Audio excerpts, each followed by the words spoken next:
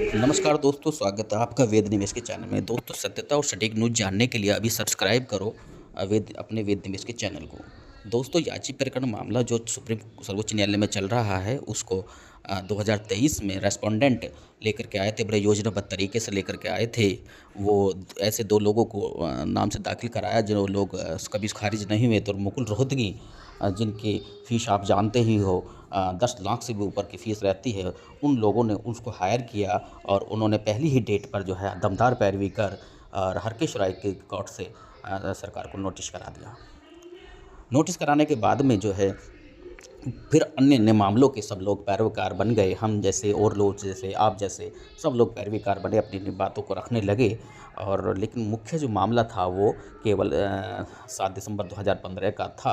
उसके बाद में जो है 24 फरवरी के जो याची थे, लगभग 60,000 उस समय 2016 के, उसमें से एक सूची बनाई थी सर्वोच्च न्यायालय के आदेश पर। जब उन्होंने कहा था कि आप इन्हें भी कंसिडर करें, तो सरकार बड़े चतुराई से एक स्वरचित और स्वघोषित एक 580 लोगों की एक लिस्ट ले गई कि ये लोग ही इसमें सही पाए गए हैं। जो 24 फरवरी के याची जितने भी इनका कंप्लीट डाटा मिला है वो 580 है, इन्हें नियुक्ति दी जा सकती है। वो लोग भी जो है शायद कि रमेश पुरिया या अन्य किसी के साथ में जो है सुप्रीम कोर्ट में थे, उन पर भी नोटिस हुआ। तो अब ये प्रकरण जो है धीरे धीरे अब संजय करोल जी की बेंच में आ गया था। इन्होंने आइए डिस्पोज ऑफ कर और सभी को कंटेम्प्ट में बुलाया था। तो अब जब बहस हो रही थी, निखिल रोहतगी जी कर रहे थे 1100 के रेस्पोंडेंट के लिए, तब उन्होंने कहा नहीं नहीं नहीं, आपकी कोई बात, आप ठीक है, आप पहले आए हैं, लेकिन हम सब याचियों को देना चाहते हैं जो कोर्ट में हैं अभी। तो वो यहाँ से थोड़ा सा मैं कहूँगा यहाँ कन्फ्यूजन था अपने करोल साहब जी को। वो समझते थे कि 1100 में से 238 लोग ये हैं और 24 फरवरी के जो याची हैं वो केवल 580 हैं, तो लमसम 1000 के लगभग मानते थे। और उन्होंने कोर्ट में कई बार कहा भी है कि 1000 होंगे, 1000 होंगे। और लेकिन जब आपको पता ही है कि 24 फरवरी के याचियों की संख्या क्या है, और इस पर जब आदेश हुआ और उसके बाद में जो याचियों का वहाँ पर अपार संख्या पहुँची है, लगभग 15,000 इस वक्त हैं।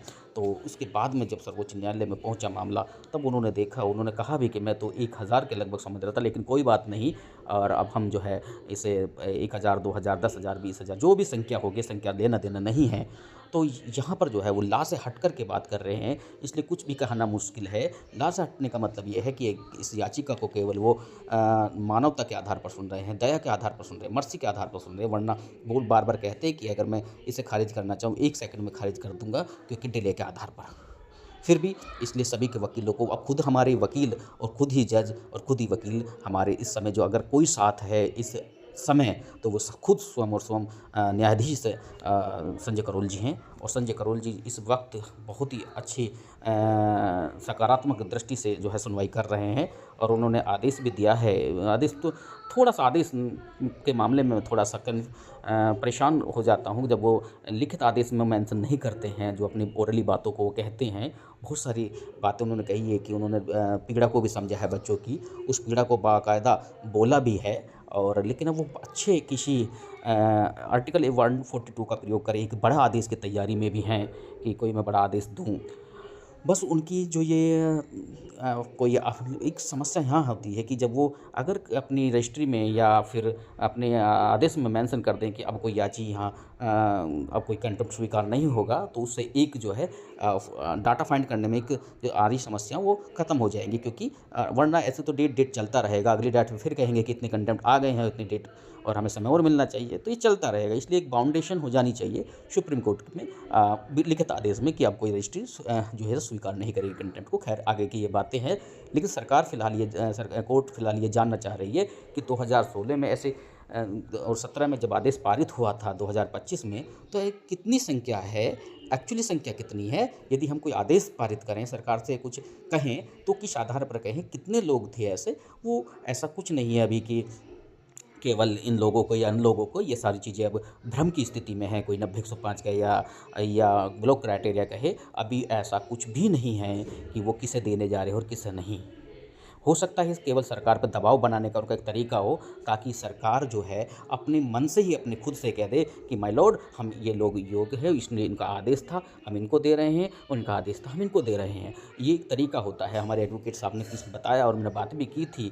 कभी कभी कंटेम्प्ट मामलों में ऐसी चीज़ें होती हैं, वो सर्वोच्च न्यायालय पर दबाव बनाने के लिए, और ताकि वो स्वयं स्वीकार कर और कर ले। लेकिन अगर स्वयं स्वीकार नहीं करते कुछ भी, तो कोई बड़ा आदेश माननीय सर्वोच्च न्यायालय की तरफ से संजय गोयल साहब की कोर्ट से हमें मिल सकता है। इस आशान्वित हैं हम, और ऐसा होने के पर हमारे सभी जो बेरोजगार भाई हैं, चाहे जिन्होंने भी लड़ाई को लड़ा है, कितने भी योद्धा, सबका कल्याण हो, और उनके साथ में जो साथ देने वाले जो सैनिक थे उनका भी कल्याण हो। मैं ऐसी मनोदशा और अपने मनोभाव उनके प्रति व्यक्त करता हूँ। मेरे जो भाव यही हैं कि प्रत्येक याची को मुक्ति मिले। अब आप देख लेना, अगली डेट पर यही होगा कि इससे कोई मतलब नहीं है कि कौन आज कंटेम्प्ट में है, कौन नहीं है। हमें एक्चुअली संख्या कितनी है 2016